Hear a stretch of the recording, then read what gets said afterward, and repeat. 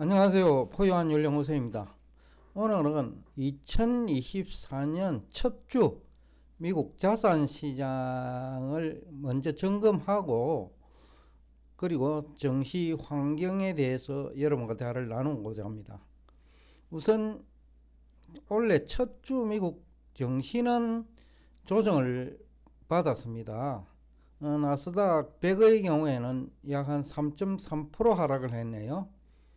그리고 금리도 10년물 금리의 경우에는 한때 3.8%까지 하락을 했다가 지난해 가장 높을 때가 5% 돌파를 했으니까 불과 한 2개월 동안에 1.2% 정도까지 하락을 했다가 지난해 연말부터 2024년 첫 주까지 금리는 이제 지나치게 이제 하락에 대한 반등이라고 봐야 되는데 금리도 조금 이제 올랐지요. 여기서 흥미로운 것은 하나가 있어요. 금리 역전 정도가 엄청 심하죠. 지금 기준금리는 5%를 넘어가 있고 10년물 금리는 한때 3.8%까지도 내려갔으니까 그러니까 금리 역전 정도는 엄청 심한데 경제 전문가들이 우려하는 경기 침체 조짐은 아직 어디에도 보이지 않는다. 그리고 미국 성장률 둔화에 대해서도 지금 성장률이 그 침체로 빠진다. 즉 마이너스로 추락할 것이라는 근거 자료는 아직 없어요. 일부에서는 올해는 또 경기 침체가 되지 않느냐라는 얘기를 하는데 그 얘기는 지난해 1년 동안 있었던 얘기죠. 지난해 초만 하더라도 2022년 12월이네요. 그때 미국 기준금리가 처음으로 4%대를 돌파했어요. 4.375%였어요, 그때. 그런데 1년 동안 4% 이상에서 한때, 지금도 5%대 중반이라 하면 중반인데, 5.25% 되니까요. 그렇다고 하면, 그 기준금리와, 즉, 단기금리와 장기금리 역전 현상이 지금 현재 지난해 12월 말에는 그 정도가 아마 그런 금리 역전은 과거에는 없었을 것 같아요. 금리 역전 정도가 1.2%까지 벌어졌음에도 불구하고 지난해 또 3분기 성장률은 4.9%까지 기록을 했죠. 그러니까 전문가들이 얘기하는 금리와 경제 성장률 관계가 전혀 맞지 않죠. 그 얘기는 전문가들이 즉 경제 성장률하고 금리 관계를 모르고 있다라는 얘기하고도 같죠. 과거에는 이제 정부가 금리를 조절하는 시기, 심지어는 시장금리까지 조절하는 시기에는 이런 게 맞을 수 있지만은 지난해 11월이네요. 11월 이후 기준금리는 손도 안 댔는데 시장금리는 한때 5%를 10년물입니다. 돌파를 했다가 3.8%까지 내려가기도 했어요. 그러니까 시장금리 시스템과 기준금리 결정 원리는 다르지요. 그럼에도 불구하고 지금 경제학자들 대부분 또 유튜브 공간에서 활동하는 경제 전문가들 대부분은 기준금리를 인상 또는 인하를 해야 시장금리가 같은 방향으로 등락하는 거로 오해하는 사람이 많죠. 특히 경제학자들이 그런 사람이 많고 또 경제학자들이 기준금리를 인상하면 뭐 실물 경제가 망가지는 것으로 뭐 오해하는 사람이 많죠. 즉 이해를 하지 못하는 사람이 많다라는 거예요. 그래서 제가 항상 지금 우리나라의 큰 문제가 경제학자들 수준이 너무 낮다. 그래서 이제 피해자도 너무 많다라는 얘기를 하는데, 이게 뭐 주식시장만의 문제는 아니고요. 뭐 부동산 시장도 금리와 부동산 관계를 몰라가지고 2021년 이후 지금까지 망가졌죠. 그리고 주식시장도 경제 전문가들이 대부분 실물 경제 얘기하니까요. 그분들이 실물 경제와 금리 관계도 모른다라는 것이 지난 2년 이상 또 증명이 됐고요. 그래서 지금 뭐 지난 한 2년 동안 주식시장에 돈 번 사람은 없어요. 며칠 전에 미국 신문을 보니까 지난해 공매도를 많이 한 것 같아요. 그런데 성공한 사람이 또 별로 없어요. 그거는 또 흥미로워요. 경제 전문가들이 계속 망가진다고 했는데 또 주가는 안 빠지고 올라버린 거죠. 그러니까 공매도자들이 대부분 실패를 했어요. 이거는 이제 두 가지 측면에서 봐야 되는데, 하나는 공매도 타이밍 선택이 잘못했다. 미국은 테슬라 공매도가 많았는데 포유 환율 연구소가 테슬라를 부정적으로 볼 무렵, 그러니까 2022년 초지요. 그때 공매도를 했다면 지금도 많이 남았죠. 그런데 항상 뒤따라가면서 공매도를 하니까 실패를 하는 거죠. 그러니까 2022년 초에 공매도를 해야 되는데 2022년 10월경에 추가적으로 테슬라 주가가 큰 폭으로 하락할 것으로 기대하고 그때 공매도를 한다면 당연히 실패하죠. 이것도 이제 경제 전문가들의 문제라고 봐요. 왜냐하면 그 무렵에 추가적으로 미국 나스닥 지수가 한 20% 하락할 것이라는 얘기들이 많았거든요.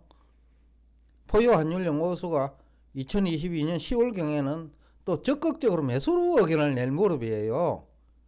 그러니까 그런 시각차 때문에 뭐 어떻게 보면 분석 능력 차이 때문에 이제 다수가 희생된 거죠. 근데 소수는 이제 뭐 승리를 했죠. 포유환율 연구소 과거 뭐 한 1년간 분석을 보면 큰 흐름을 뭐 놓치지는 않았거든요. 2022년 초에는 공매도 해도 괜찮다. 주가 한 20%는 빠질 수 있다. 나스닥 기준으로요. 실제로 하락을 했고, 또 중간에도 3월경에 중간에 기술적 반등할 때도 제가 얘기를 했고, 또 4월 말경에 다시 이제 뭐 매도 의견, 인버스 투자 의견까지 제시한 시기가 뭐 한 8월 말 9월 초까지니까요. 그때부터 제가 또 매수하라고 했고, 그러니까 결국 뭐 포유 환율 연구소가 지난 2년 동안 22년 초부터 그 23년 말이니까 2년이죠. 2년에 걸쳐서 정시 향방 큰 흐름을 놓치지는 않았는데 대부분 경제 전문가, 경제 연구소, 애널리스트들은 대부분 놓쳐버렸죠. 그러다 보니 반대 방향으로 게임을 해버린 거죠.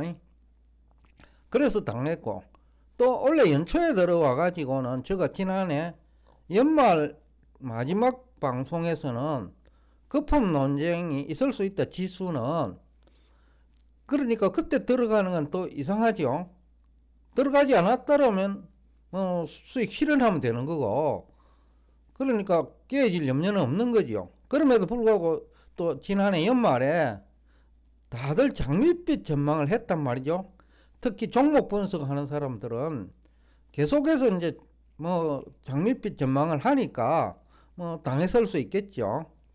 여하튼 중요한 건 이제 기준금리가 지난해 뭐 초 이후, 지난해 초 이후 4%대에서 5%대까지 올라왔죠. 기준금리는. 그런데 시장금리는 뭐 등락을 했죠.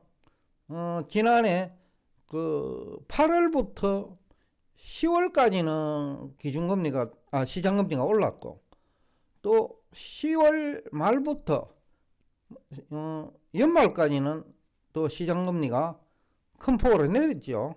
그래서 증시가 반응을 했다고 보는 것이 맞을 거다.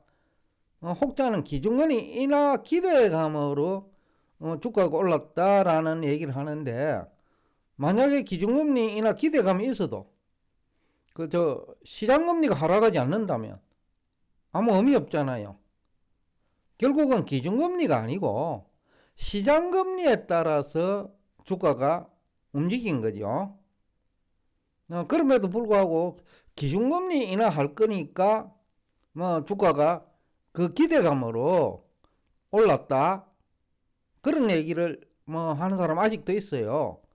그렇지만 포유환율연구소는 만약에 시장금리가 하락하지 않았다면 과거 1년 동안에도 기준금리는 계속 올랐죠.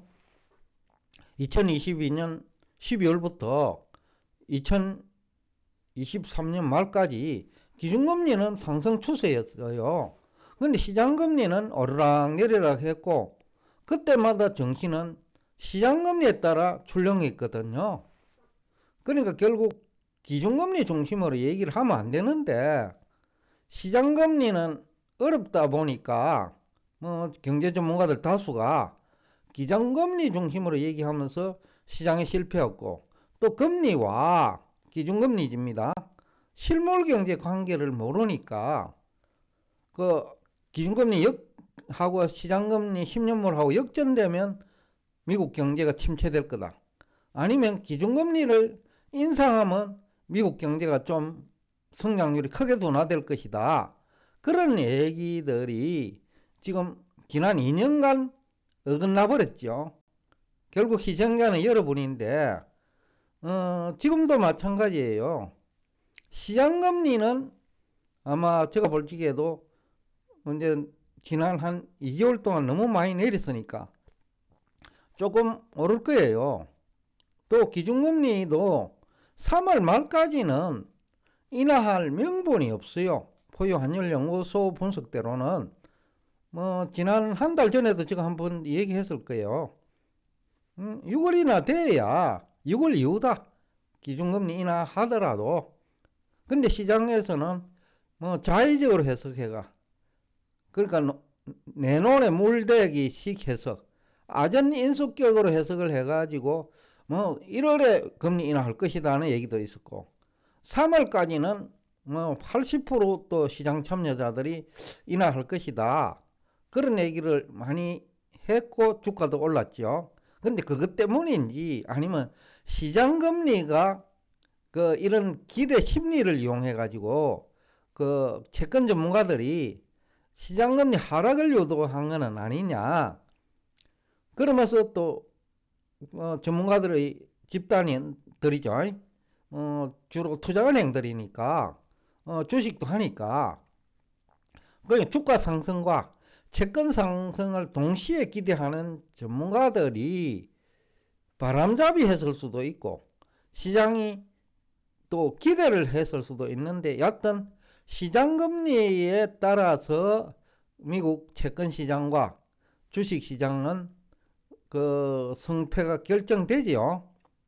그러니까 일단 지난해 10월 말 이후에는 주식시장에도 성공했고 채권시장에도 성공한 거로 평가할 수 있죠. 그런데 이제 중요한 것은 우리가 그러면 4분기 성장률이 둔화된다는 것은 뭐 지금 공감대가 형성되어 있어요. 3분기가 워낙 높았기 때문에. 그런데 고용시장을 보면 전혀 문제가 없어요. 성장률이 높을 때도 고용은 문제가 없었고, 성장률이 낮아질 때도 지난 2년간 고용에 문제는 없었어요. 최근 지난해 12월 고용을 보더라도 전문가들은 17만 건으로 예상했어요. 그런데 실제 고용 건수는 노동부가 발표하지요. 21만 건이에요. 그러니까 경제 전문가들이 계속해서 기준금리에 초점을 맞추다 보니까 이런 일이 발생하는 거예요. 그러니까 금리와 성장률 관계도 모르고 금리와 고용 관계도 모른다는 거예요.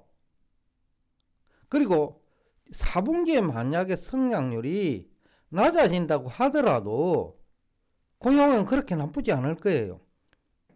왜 그러냐? 전분기 대비 성장률이죠. 전분기 대비. 그러니까 지난 분기 3분기죠. 그때 4.9% 성장을 했어요. 그러면 원래 4분기 성장률이 2%로 둔화된다고 하더라도 아니면 1.8% 정도로 둔화된다고 하더라도 고용이 줄 이유가 없다는 거예요. 왜냐? 지난 분기보다는 지난 분기 3분기죠. 3분기보다는 4분기가 그래도 성장을 하니까요. 플러스가 나오니까. 그렇다면 고용이 줄어야 될 이유가 없는 거죠. 여기서 경제 전문가들이 오해를 하고 있다는 거예요. 매출액이 줄지 않는데 기업에 왜 고용이 줄어들어요? 그래서 그 금리와 성장률 관계도 모르지만 고용과 또 금리, 고용과 성장률 관계도 모르고 있는 것이 우리 경제 전문가들의 현주소다. 그래서 참 안타깝는데 그럼에도 불구하고 그런 무능한 경제 전문가 구독자가 많은 것도 또 신기해요.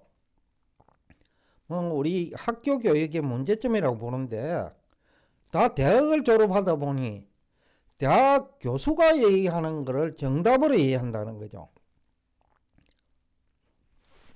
죄송합니다. 오답을 정답이라고 인식하는 게 교수인데 그런 교수 얘기를 대부분이 믿는 거죠. 경제 전문가라고. 그리고 본인들도 그렇게 배웠기 때문에 그럴듯하게 들리는 거예요. 그래서 같이 망하는 거죠. 뭐 부동산 시장도 경제 전문가가 그냥 듣고 하는데 망해버렸고, 주식 시장도 경제 전문가 얘기 듣고 뭐 성장률 또 뭡니까 뭐 기준금리 이 얘기 듣고 얘기하는데 다 망하는 거죠. 그러니까 잘못된 지식의 공감대가 얼마나 위험하고 국민 경제를 파탄으로 이끌 수 있는 거죠. 그래서 포유한율연구소가 뭐 경우에 따라서는 경제 전문가들을 비방하기도 하는데 여하튼 4분기 경제 성장률이 둔화돼도 연준은 기준금리 3월 인하 명분이 없어요.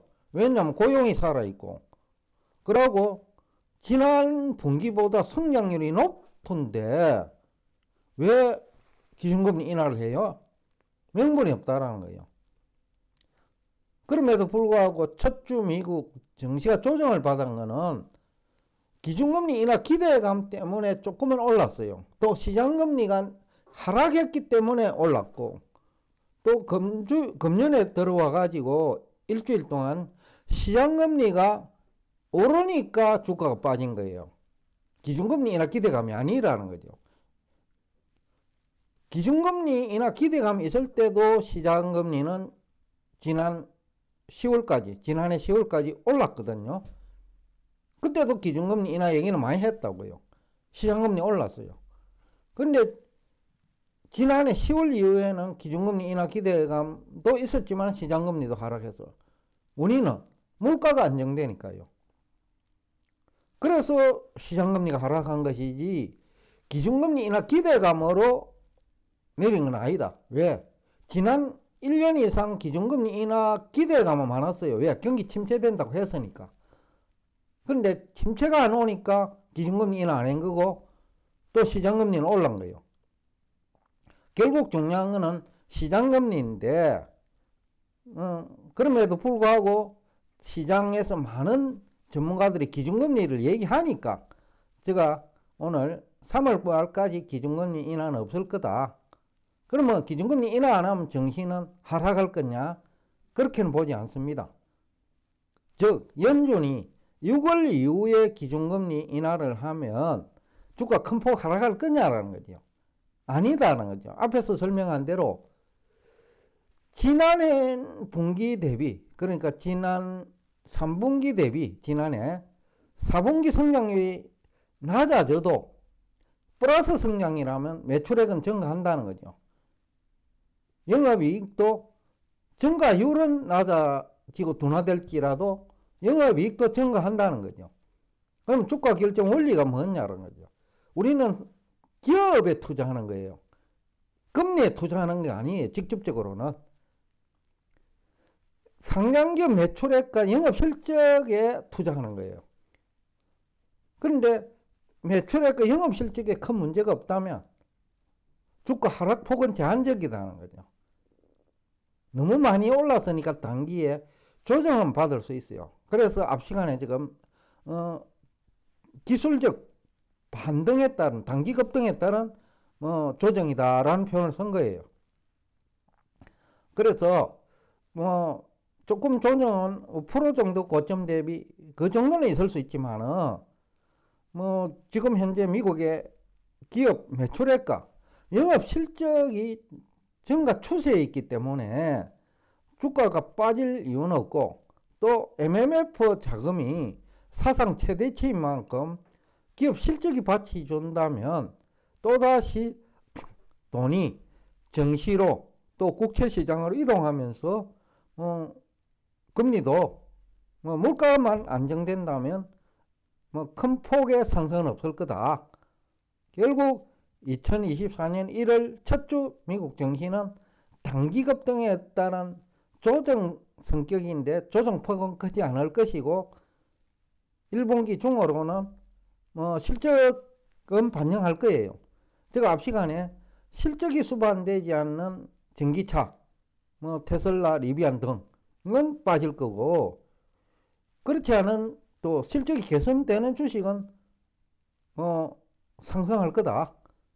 그래서 주가는 지수는 큰 폭으로 하락하지 않고, 종목끼리는 많이 오른 종목은 그러니까 성과 없이 실적이 수반되지 않는 주가는 빠질 거고, 그게 리비안 등이죠. 우리나라도 마찬가지고, 이차전지가 실적이 수반되지 않으니까 에코프로 등이죠. 그러니까 못 오르는 거예요. 반대로 실적이 수반되면 오를 거다. 그래서 주가 지수가 크게 하락하지는 않을 거다 라는 얘기를 하면서 오늘 여러분과 대화를 여기서 끝내겠습니다. 오늘도 끝까지 경청해 주셔서 대단히 감사합니다.